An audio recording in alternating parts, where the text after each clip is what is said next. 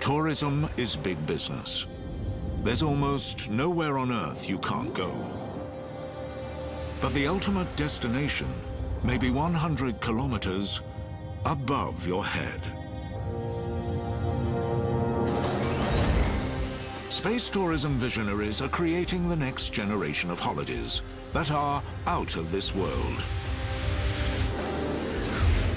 The getaway of the future will be a trip to the stars, the opportunity to rocket far from the Earth. The 21st century spaceman could be you. This could be the ride of your life.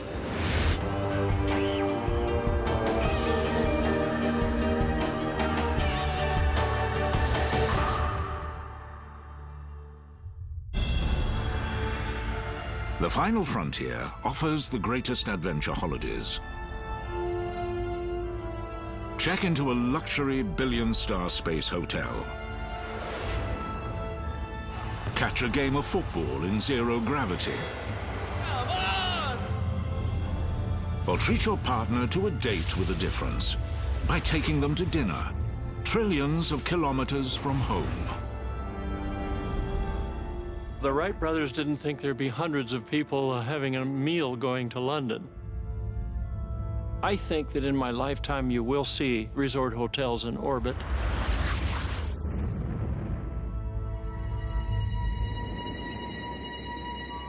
Stardate 2020. Your dream holiday starts here. Just $4 million buys a seat to fly a couple of 100 kilometers into outer space.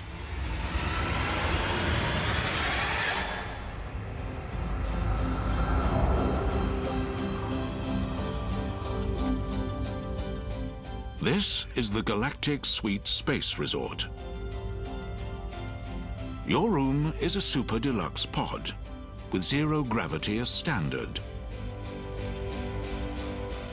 And this room comes with the most incredible of views. The resort orbits the Earth every 80 minutes. It's possible to watch not just one spectacular sunset, but 15 every day. And this isn't science fiction. It's about to become science fact. In the Spanish city of Barcelona, a team of space architects are hard at work designing a space hotel fit for the stars.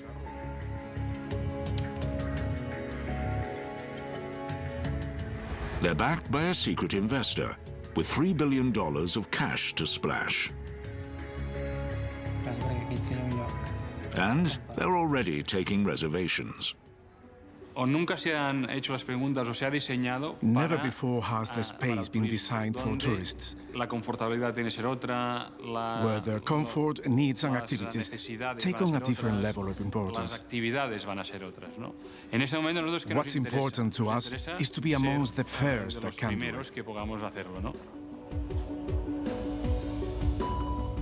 At his boutique hotel, Xavier plans a 3-bedroom deluxe suite.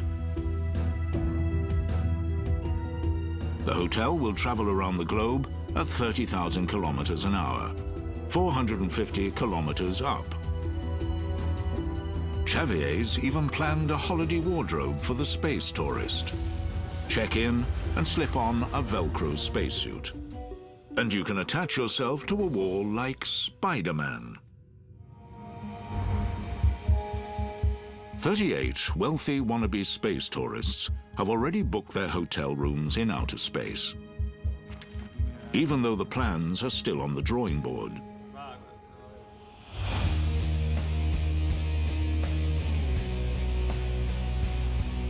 But across the Atlantic, one man is betting on making your space vacation dreams come true even sooner.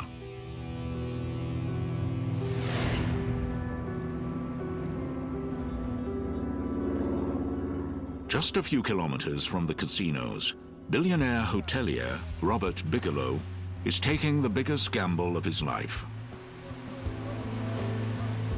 I kept it a secret for a long time, as to what my real ambitions were, trying to work like a dog and save money and take a lot of risks.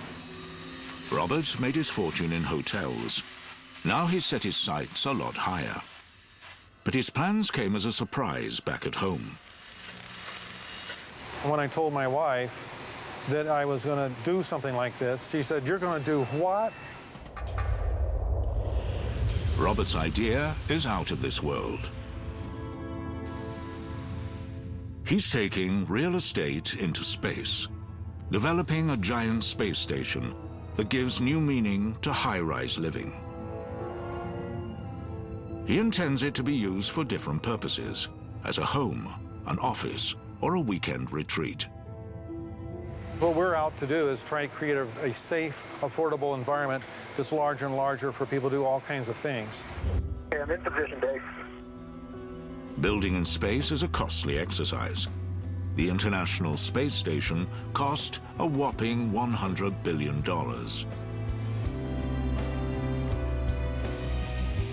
Robert needed a design that would be far easier to construct and one that wouldn't break the bank to build.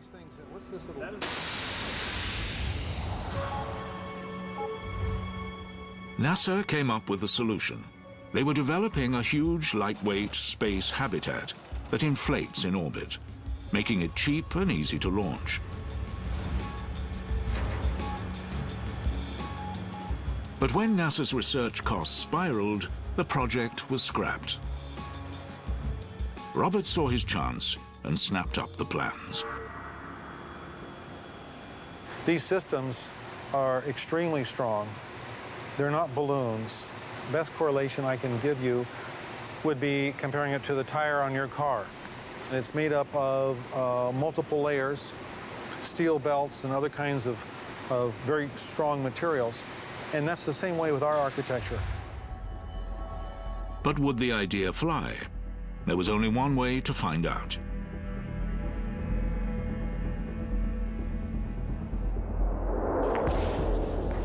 In 2006, Robert launched a prototype, hitching a ride on a Russian rocket. In my mind, I thought, there's going to be all kinds of things going wrong. We're going to fail. To everyone's amazement, not only did the station inflate, but it also managed to broadcast extraordinary live footage back to Earth. Biggest shock was, oh my God, what we're doing is working for real. It can't get any better than this. Now Robert is building the real thing, a full-size place in space. The launch party is planned for 2014, and the onboard entertainment promises to be spectacular.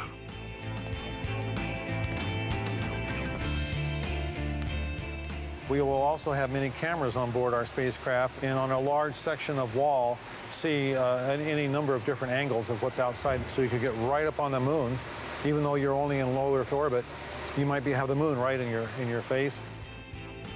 With limitless shapes and sizes, inflatable buildings could make almost anything possible in space.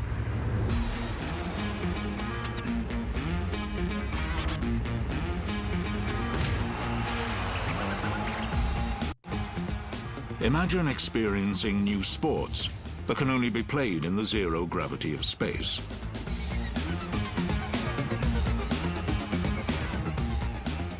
Join the crowd at the Zero Gravity World Cup in a gigantic orbital space sports stadium.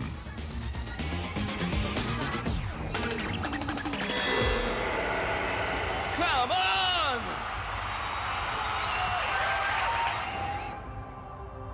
This is the dawn of a new era of space tourism.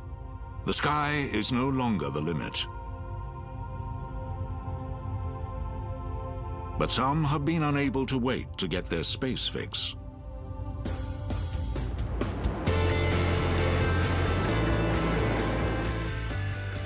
In 2006, Iranian-American entrepreneur Anousheh Ansari became one of the first space tourists. I believe that there is something inside us always attracting us to the night skies, maybe because we're made of stardust. She paid $20 million to take a holiday at the International Space Station and made a video of her adventure.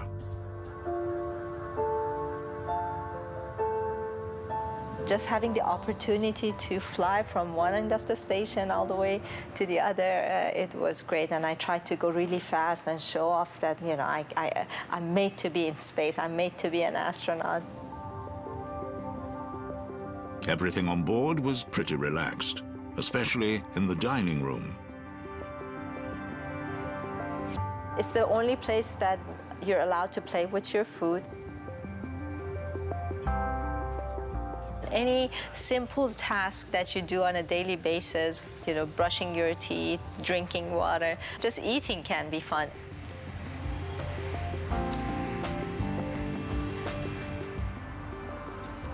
And in space, there's not much space. But this is a room with a view. This is my sleeping bag right here, right by the best view from the world. And I can see the clouds, the Earth rotating by. I see the curvature right there. That was actually my favorite time to just, you know, look at the night skies. I felt like, you know, I could live in space forever. Anusha's trip cost her a cool $2 million a night.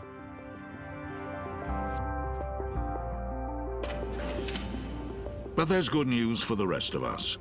In your lifetime, you could be taking your own, more luxurious, affordable space adventure. 10, 9, 8. Go for main engine start. 6, 5, 4. One thing stands between you and the ultimate holiday in space: gravity. Space Shuttle Atlantis, reaching the crest of its historic. To overcome it costs a fortune. $500 million per shuttle launch. The rockets use vast amounts of fuel, held in gigantic throwaway tanks. It's clear that for space tourism to take off, some clever thinking was needed.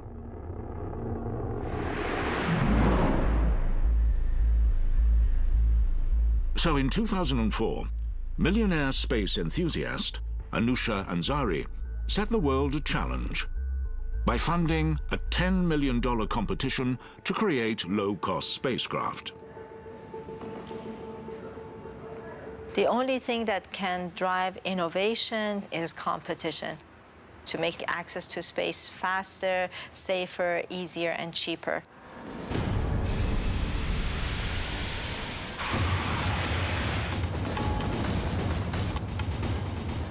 Teams from around the world took up her X Prize challenge.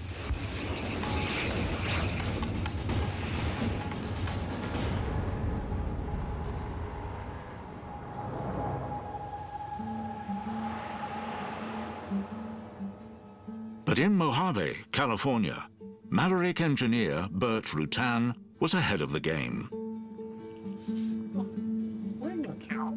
He was already working on a secret spacecraft. Can you do a dog? A dog?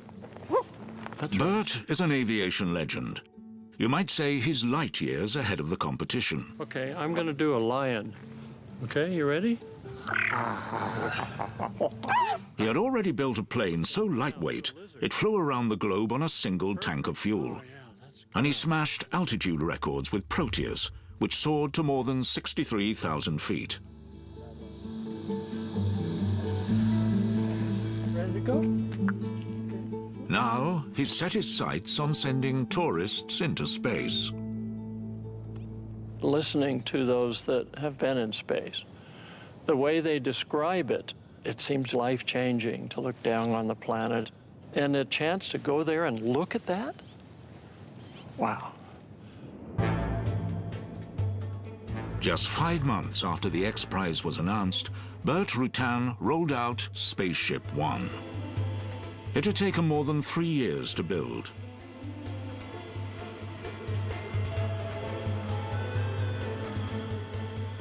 To escape Earth's gravity, Burt used an ingenious design, with not one plane, but two. An aircraft would carry the space plane beneath its fuselage and release it at 50,000 feet to rocket into space.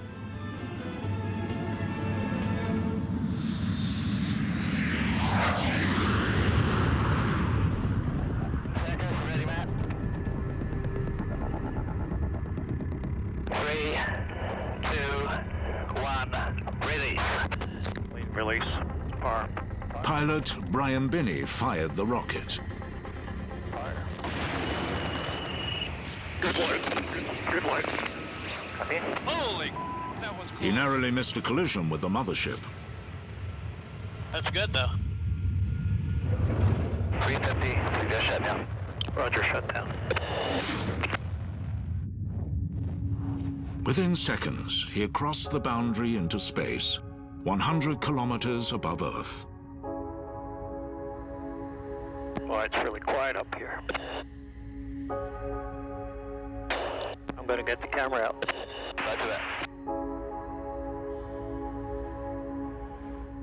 Binney was able to take a few snaps for the album, from the first privately built spaceship to reach space.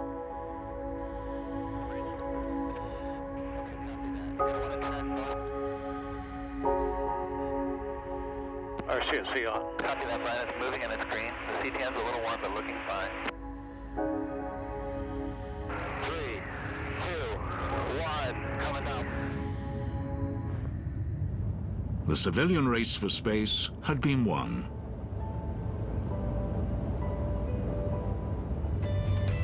But for Bert, this was only the start of his dream.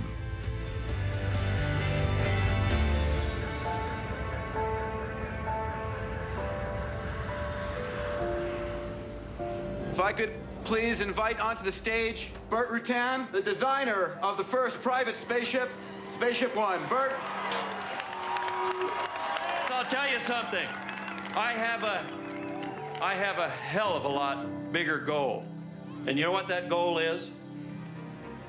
I absolutely have to develop a manned space tourism system that's at least 100 times safer than anything that's ever flown manned to space, and probably a lot more. I have to do that. Bert's ambitions are shared by billionaire entrepreneur Sir Richard Branson, and together they have set their sights on helping you reach the stars.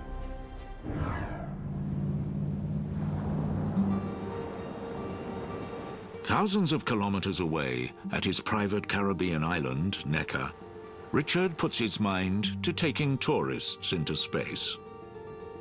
I'm old enough to have seen the moon landing, and I assumed that I one day would go to the moon. But the decades went by, and government-run space agencies were not that interested in getting you or me into space. So, out of frustration, we decided to create a private spaceship company where we could get as many people as possible to be able to experience spaceship travel.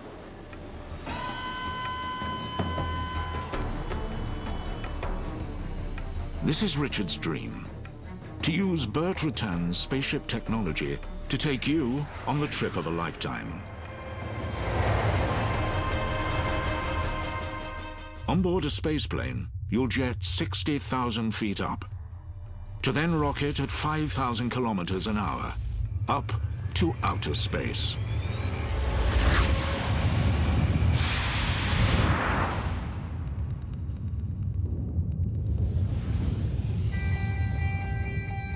Pop your seatbelt and float in zero gravity.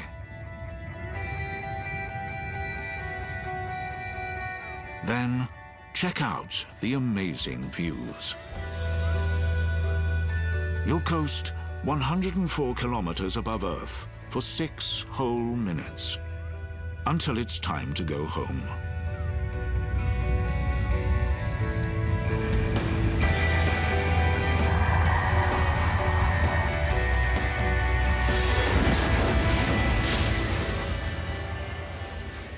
This spaceship will glide serenely back to Earth, and my guess is that quite a lot of them will be itching to get back up again. Today, rocketing to space isn't for the faint-hearted. Astronauts must train hard to prepare for launch day. They have to be super fit to handle the extreme force of gravity. 2, 1, 0, booster liftoff of Discovery. But Richard Branson's business banks on just about anyone being able to fly, regardless of age or levels of fitness. Something Dave Clark, who must find future passengers, is all too aware of. What if we had the spaceships and we had all these people signed up and then nobody was actually physically able to fly?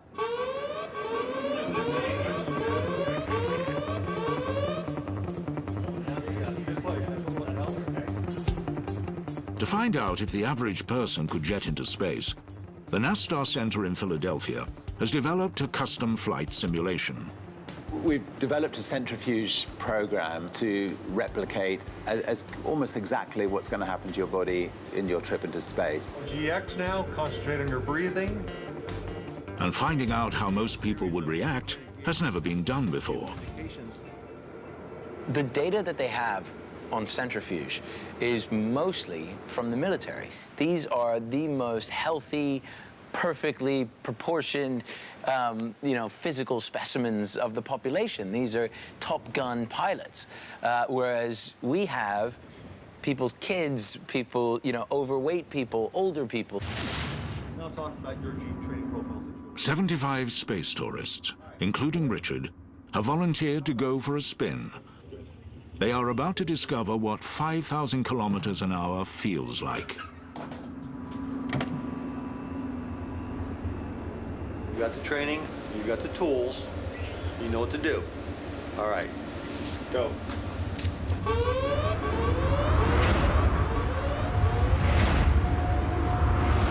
You're at Mach 2, climbing at 80,000 feet.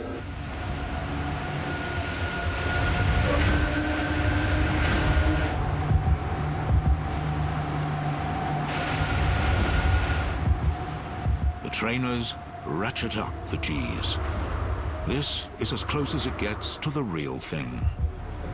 You're feeling the rush in the heart, you're feeling the pressure on your chest. Coming up to Mach 3. The adrenaline is flowing. Here's your chance to catch your breath.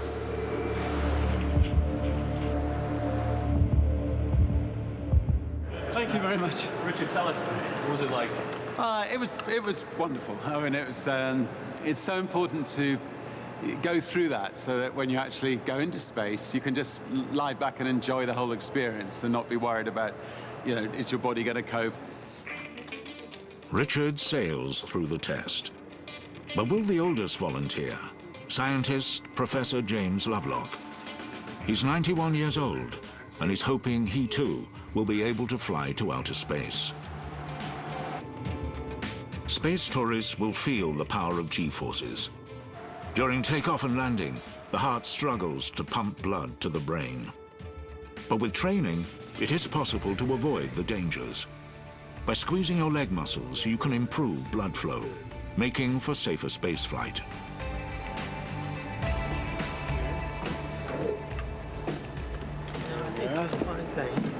Welcome back to Earth, astronaut. You are now our most senior centrifuge rider. You hold the record. Oh, good. All 75 wannabe space tourists pass with flying colors, proving it is possible to fly into space, whatever your age or condition. Did well. Did well, James. The G-forces are quite brief, and the centrifuge has now shown that really anybody can do this flight. Stephen Hawkins is planning to go into space with us. He'll be able to put up with it. James Lovelock, the environmentalist, he's going to go into space with us. Now, it's just a case of saving up to buy your ticket for $200,000. We've got to try to come up with, clever ways of getting that price down and down and down. Every $10,000 we can get it down opens the market up that much more. And I think 50 years from now, hopefully literally hundreds of thousands of people will be able to afford to go into space. Richard Branson had the vision to turn space into the ultimate tourist destination. Now, all he needed was a spaceship.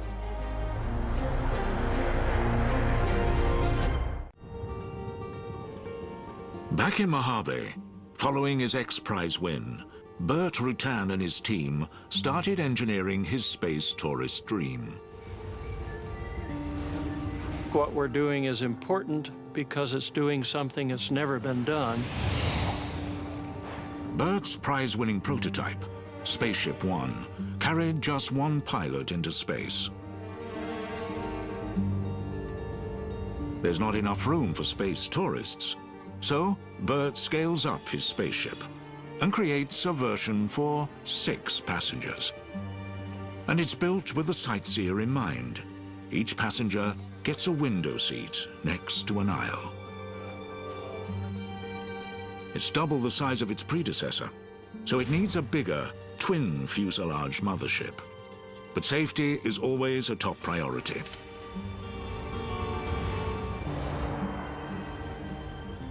We can't achieve the level of safety that you do with modern airliners because they've had 7 decades of maturity. However, I do feel that to fly the public, this should not be looked at it as a dangerous adventure. But modern airliners don't have to re-enter our planet's atmosphere. Anything speeding towards Earth tends to burn up.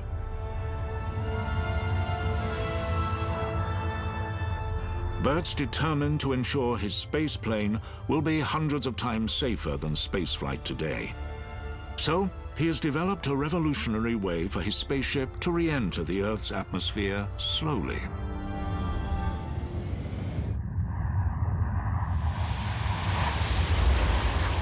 The space plane's wings pivot 65 degrees. Its fuselage flattens into the airstream, creating stable drag, like a shuttlecock. SpaceShipTwo is so lightweight and the drag so high, it rapidly slows down without heating up. Then, at 70,000 feet above the ground, the wings realign like a glider, and the craft touches smoothly down on the runway.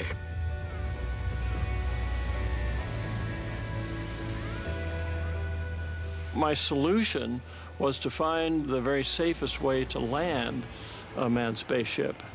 To me, it was the simplest way of doing a difficult job. October 2010. It's taken 5 years to develop SpaceShipTwo. Today, she's leaving the hangar for her maiden voyage. At Mojave Spaceport, there is only one question on everyone's lips. Will she fly? Richard and Bert have gambled their reputations and a small fortune on the odds that she will. They are about to find out.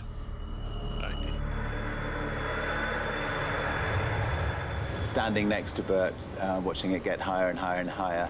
Obviously, Bert was understandably extremely nervous. I was nervous for him and for us. 45,000 feet above their heads, it's the moment of truth.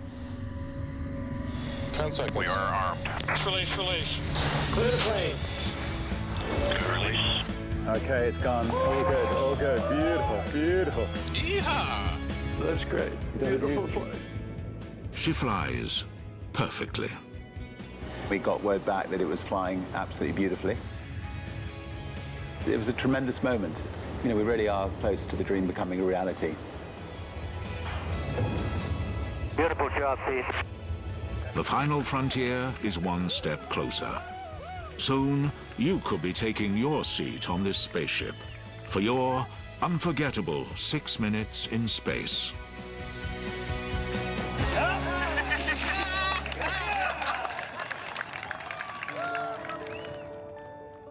But for these stargazers, this is only the beginning. If they have their way, you could travel on their spaceship to an orbiting hotel for the ultimate space vacation. A lot of my life has been about dreams. If you don't dream, you don't make anything. One day you might see a giant V floating around the Earth. The Wright brothers didn't think there'd be hundreds of people having a meal going to London. I think that in my lifetime you will see resort hotels in orbit. Staying at a space hotel, you can expect more than 5-star luxury. From here, you can gaze on an entire galaxy. I think the important thing about being in a space hotel is that you have massive windows, and so you can look out at the universe around you and marvel at it. And once you've been there, space travel agents will be booking your trip to the next holiday hotspot.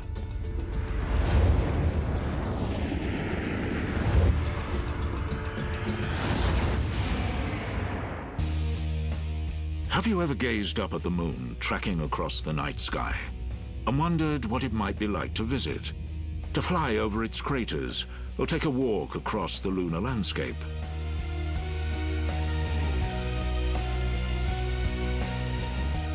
At 400,000 kilometers from Earth, it would take you days to get here.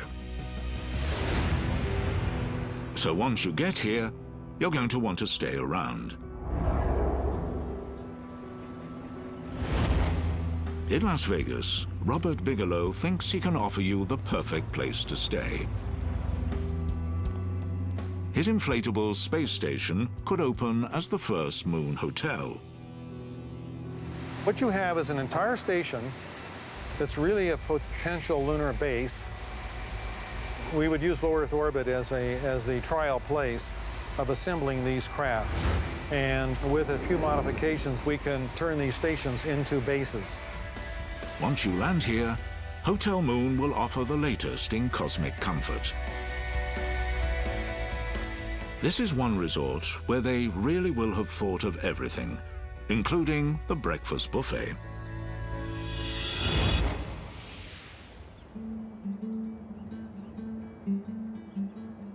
In the arid desert near Tucson, Arizona, feeding lunar tourists is food for thought. We're going to go to the moon, or we're going to go to Mars or beyond, and we have to survive. And unless we're going to carry a picnic basket of fresh vegetables and processed foods, which we can't do in the long term, we're going to have to grow our own. If you're going to enjoy fine dining on the moon, you'll need a space food expert like Dr. Gene Giacomelli. He knows how to grow crops that are out of this world. I find this very exciting, to be able to use agricultural technologies to grow plants to feed people like we do on Earth, but to bring that to space. On Earth, our atmosphere filters out dangerous solar radiation that would otherwise wipe out crops, rainforests, and woodlands. But on the moon, there's no protection. For crops to survive, a greenhouse would have to be shielded.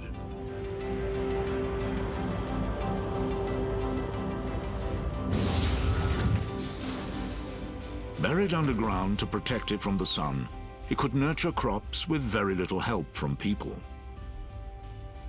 The lunar greenhouse, in many ways, is a robot. It automatically provides its climate so that the plants grow in the way we want them to grow. It provides the temperature and the light, carbon dioxide, as well as the hydroponic system for nutrients and water. Gene and his team have already built a prototype lunar greenhouse. On the moon, it would assemble itself, pre-packed with seeds ready to germinate. These plants don't even need soil. They can hang inside plastic envelopes, their roots bathed in nutrient-rich water. But there it is. Nice roots, Dr. G. We're growing tomato, sweet potato, strawberry, and lettuce. And this certainly isn't a full diet, but it does offer the crunchiness of a salad, carbohydrate with sugar, and strawberry as a sweet fruit. Lunar crops will generate drinking water and convert carbon dioxide into breathable oxygen, giving you not just a taste of home, but keeping you alive in space wherever you go. The system certainly can be used on Mars and the Moon, but why not beyond? Why not in space stations and intergalactic traveling spaceships providing food and life support for the space travelers?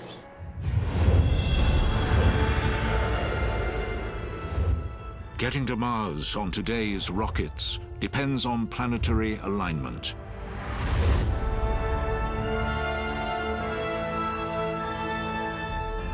The flight is only possible every 2 years, and the trip takes 7 months. Once there, you wouldn't be able to set off for home until Earth realigns again, 18 months later. So engineers and scientists have been looking for a much faster way to fly.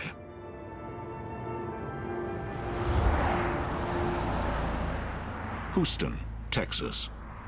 Behind these shops, in a seemingly bland warehouse, a multi-million-dollar experiment is underway that could put Mars on your space trip itinerary.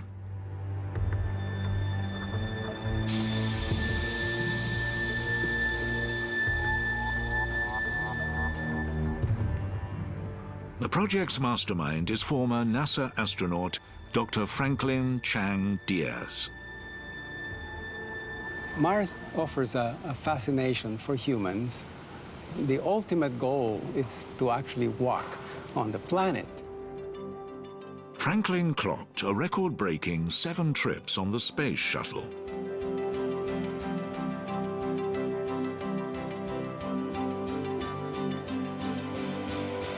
As the wheels touched down on his final NASA mission in 2002, his need for speed grew. He needed a faster set of wings. Right off the bat, we know that we need something entirely different, something that would get us to speeds that are maybe 10 times faster than what we could do today. Scrapping conventional thinking, Franklin throws away the rulebook and works out what the problem with speed boils down to. The fundamental issue of rocket propulsion is that you want the exhaust to be very hot, and the hotter the better. So, Franklin cooks up a revolutionary new rocket engine. It's powered by one of the hottest things known to man, plasma, and it's about to be fired up inside this vacuum chamber. The rocket is powered by hydrogen gas, which when heated, turns into pure plasma.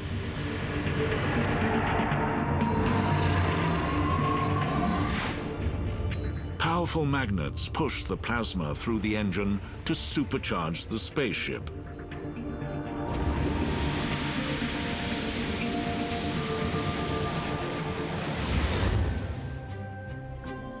Plasma is so powerful, you could jet around 4,000 kilometers in a minute and rocket to Mars at 200,000 kilometers an hour, slashing a 7-month flight to just 39 days, with 2 weeks rest and relaxation when you get there.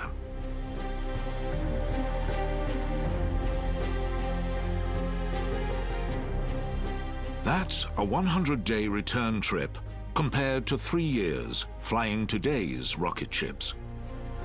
All my life, I've dreamed about going to Mars and beyond. Space is like a drug, you know, once you get hooked, you don't want to give it up.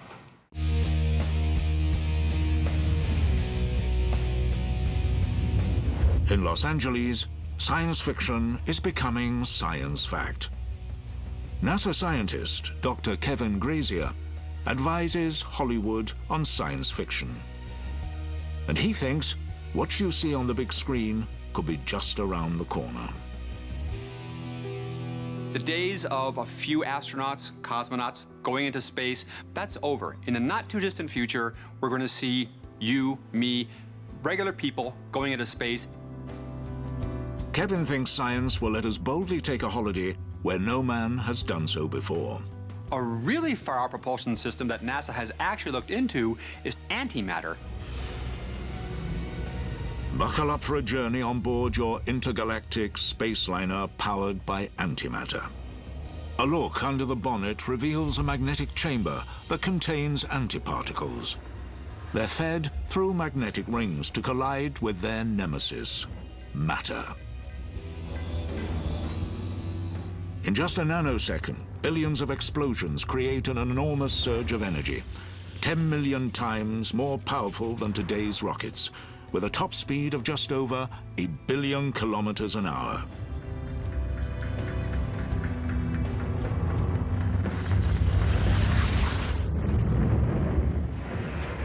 distances to the planets are puny compared to the distances to the stars and galaxies beyond. If we're going to go to places further than our solar system, we're going to have to speed things up quite a bit. Enter wormholes. Even flying at light speed to our nearest major galactic neighbor, Andromeda, gives new meaning to long haul. It's a 2.5 million year flight time. So if you're going to cruise beyond the Milky Way, you're going to need a serious shortcut. The name wormhole comes from an apple. Imagine a worm on the surface of the apple who wants to get to the other side.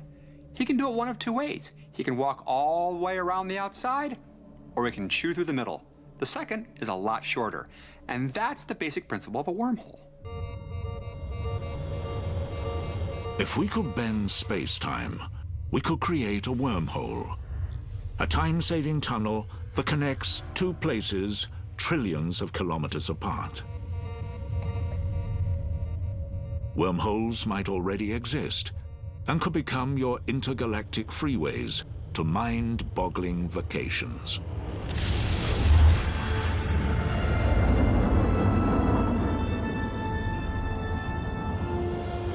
One day you might board your shuttle for Wormhole Express at LAX or Heathrow, take that shuttle to your Starliner, and zap!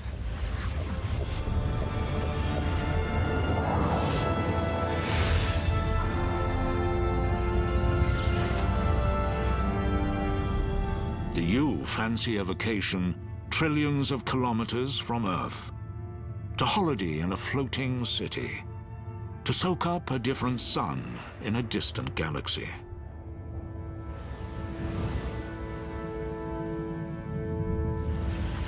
In the future, we may think nothing of traveling throughout the universe.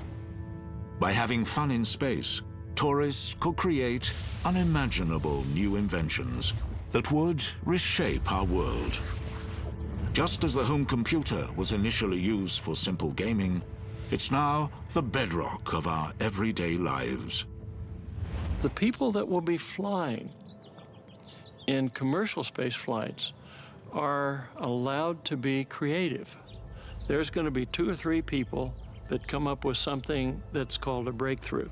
And all of a sudden, commercial space travel will look completely justified rather than look at, well, these are just joy rides. Space tourism could take us all to new places and might ultimately ensure our survival. Earth is the cradle of humanity, but one shouldn't remain in the cradle forever. Single planet species don't last. Ask a dinosaur. Pushing out beyond Earth's orbit will truly become a space species. I cannot envision all of humanity remaining on this planet. Humanity's destiny is in space. It's not a matter of if the commercial space industry will take off, but when. It was just over 100 years ago that the Wright brothers flew their first airplane, and now we don't think a thing about jumping in an airplane and flying across the continent or across the largest ocean. Today's commercial space pioneers who are just tickling the edge of low Earth orbit are today's Wright brothers. Space tourism could one day jet millions of us into space. And after the short flight, we may never be the same again. It will open our eyes to see our planet without borders, suspended within an infinite universe. And perhaps one day Earth will no longer be home.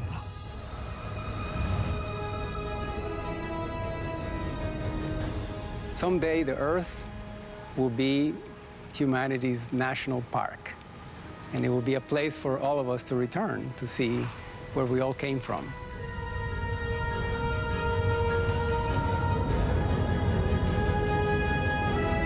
When an oxygen tank exploded on board Apollo 13, the crew was in mortal danger. Next on National Geographic Channel, the astronauts recount their dramatic escape.